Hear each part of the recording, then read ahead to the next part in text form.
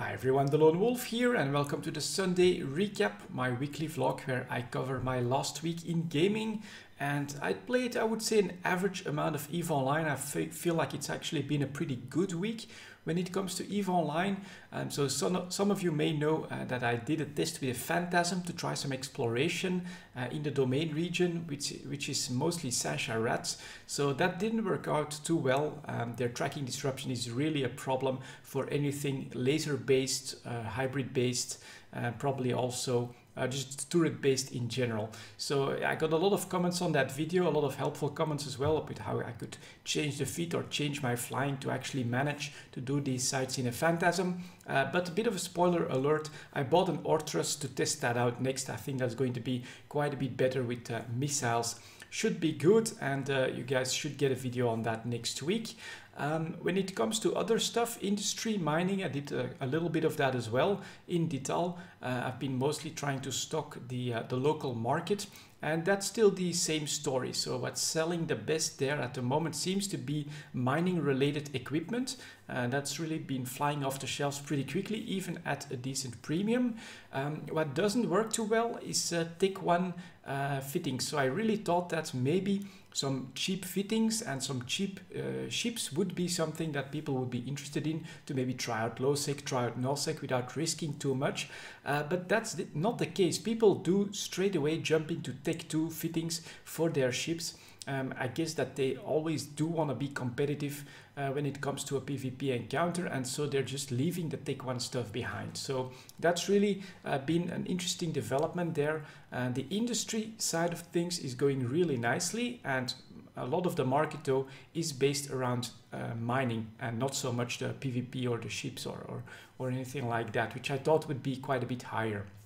I did see that a lot of people are also seeding that, even with Tech 2 stuff and faction ships and things like that. So the Dital market is coming together quite nicely. But for me, of course, faction stuff, Tech 2 stuff is not something that I can build at the moment. So that's not exactly accessible for me. So my focus is going to be on mining equipment, and we'll see how that develops. But it's looking pretty good. I mean, we get 20 to 30 people on average in the system. It used to be 0 to 8 people. This is what we used to see. So it's definitely going quite nicely on that front.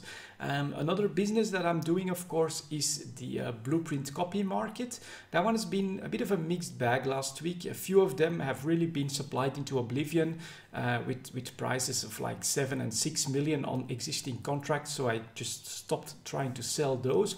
But there are others that sometimes see high competition, but because of the high turnover with contracts only lasting 2 weeks, a couple days later I find that it's completely empty of that blueprint copy, and then I can still sell them for 19, 20 million pretty easily. So it's not as uniformly a great market as it was right at the start of the Citadel expansion, but I'm still making some money. I just need to put a bit more work into finding the right blueprint copies to produce and finding the right time to actually bring my copies to the market. So it's been going okay, but it's definitely slowed down. A lot of people have moved into that business. We're now having pages and pages full of blueprint copies that are trying to sell in the same market, and so it's a tough business to get into right now, although some individual blueprints are still doing quite nicely. And what blueprints am I talking about? If you're not up to date on that, it's the components for building citadels. That's the blueprints that I've bought, that I'm now researching and making copies of and trying to make some money doing that. Other than that, in EVE Online, honestly, it's just basically trying to make a little bit of money and trying to invest that as well. I'll quickly give you guys that information maybe. I also bought a Plex below 900 million. Honestly, I personally feel that that's a good investment. I may be wrong on that because the summer is coming and that does tend to be a lower activity in EVE Online, and could also lead to even lower prices for Plex. But with the money that I earn, I do invest at the moment in stuff like Plex below 900 million. I think that's a good purchase. And I also bought a few tactical destroyers. Honestly, these Tech 3 destroyers are so depressed, so oversupplied, that I think for a longer term investment and for a store of value, it has to be all right to do that. If you look at the chart, it's just crazy. We are at like a 1 year low, 40 million for some of these tactical destroyers. Seems like a bargain to me. And so those are the two investments that I've been doing in the last week with the money that I've been making. And as I've said, the money that I've been making has been a bit of a mix from selling in detail, mostly mining equipment, the blueprint copy business, and I've also been doing a little bit of exploration because from time to time activity is so high in detail that everything basically gets mined out, and then I switch to a little bit of exploration, and it's not too bad. In the domain region I get 3 and 4 out of 10s that drop faction loot pretty regularly, and so that just adds a little bit to the ISK making that I'm doing at the moment. I'm mostly looking forward to what comes next, of course, the new structures, all of that stuff, but that needs to come to CC. And honestly, the summer break is a really big deal in Iceland and at CCP. We know that from previous years where, well, development does slow down significantly. That's actually pretty normal, right? If you think about Iceland, they have winters where the sun almost doesn't show up at all, and so they have summers with the midnight sun, where you basically have 24 hours of sunlight. And so of course everyone wants their vacations around that time because well, it's rather have some sunlight, a lot of sunlight during the summer than no sunlight at all in the winter. Who's gonna take a vacation then? So yeah, definitely development and the changes to the game are slowing down, but I'm still totally looking forward to the rest, and I'm taking this opportunity now to stay active in the game, try to make some money, have some fun, and also invest in what I think will be booming business, possibly in the winter, right? If we could get another war, something like that. And I think some ships that are extremely low amplexes could actually be pretty damn good investments at the moment. So yeah, that's been EVE Online. I would say an average week for me for EVE Online. But what I've also been playing a decent amount of is Overwatch. Now a decent amount is practically every day, but like maybe 45 minutes to an hour every day. So no more than that, honestly. If I start going for hours on end, it does become a bit grindy, boring and repetitive. But in small stints, this is really, really fun. It's instant action, right? You find the game in like 10 seconds, you join in there, you choose the character that you want to play. Maybe you want to look at their team composition, and then you just do your best and hope for a play of the game and stuff like that. So it's definitely a fun experience. What I like the most is how it's perfect for quick in and outs. This is a perfect little distraction when you need to get your mind off of things for just a little bit of time, no matter what you've been doing, right? I'm actually still working pretty damn hard at my real life job, so I don't always have a lot of energy when I come home, but Overwatch is something that definitely helps to relax, even though it's a pretty fast-paced and action-packed game. It's just a fun distraction, and you can really turn your mind off for half an hour, 45 minutes, and then be a bit refreshed and maybe work on something else, like a few videos or a few ideas that I have or something like that. So Overwatch, it's doing quite nicely as well, I think, with like more than 7 million copies sold already. That's pretty damn amazing. It's definitely the Blizzard experience, right? Polished, extremely good looking, easy to play, very accessible, but that makes it, I think, something that is pretty damn enjoyable. What I like a lot comparing Overwatch to the other Blizzard games like Hearthstone and Heroes of the Storm is that the game doesn't throw daily quests or daily stuff in your face. When it comes to Heroes of the Storm and to Hearthstone, I really did feel like I had to play every day. I had to complete those daily quests just to keep up with the progression in the game. In Overwatch, there's none of that, right?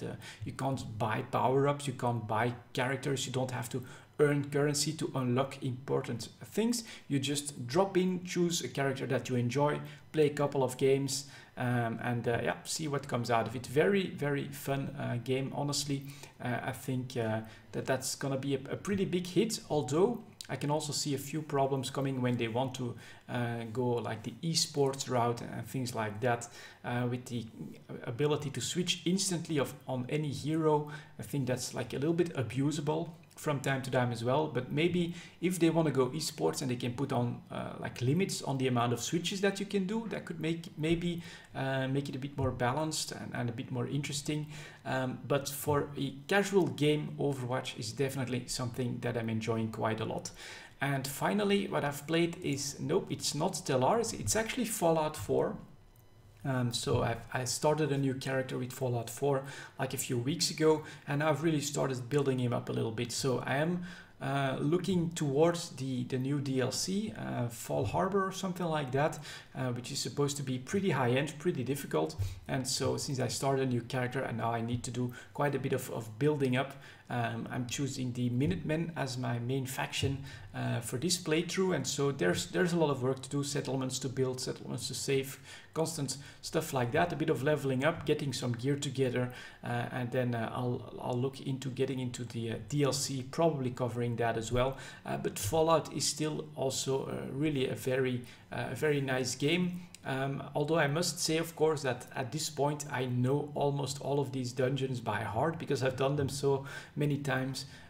With the Brotherhood quest repetitive, you could say exploit, right? You can just keep chaining those quests and they will constantly give you the new dungeons until you've run almost all of them, and then they'll just start repeating the cycle. So once you've beat that cycle, it basically becomes a pretty much an endless and very easy faucet for XP and for money. What the DLC seems to have done is make that option not that easy anymore, because my current quests from the Brotherhood of Steel, from that police station, are actually on the island, so not in the Commonwealth itself, and I don't think I'm ready to go over there just yet. So what I'm doing now is I'm just looking around, doing some Minutemen quests and things like that. It's definitely slower than the grind that you can do with the Brotherhood of Steel, but that of course also makes it a bit of more fun, a bit more challenging here and there, because I'm not leveling up that quickly, and so from time to time I encounter some damn super mutants that kick my butt and things like that. But yeah, some Fallout 4 is actually what I've been playing. I do look forward to playing some more Stellaris, but as I've said, because you do need to commit a serious amount of time in Stellaris to play a game of that, I think I'll wait for like a next opportunity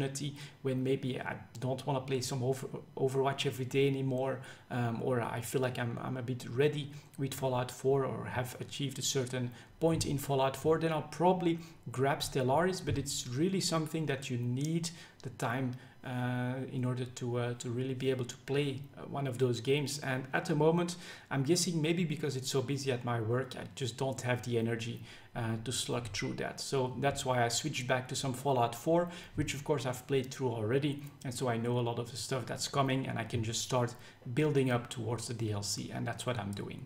So that's been my week, guys. Thank you very much for watching, and I'll see you all next time.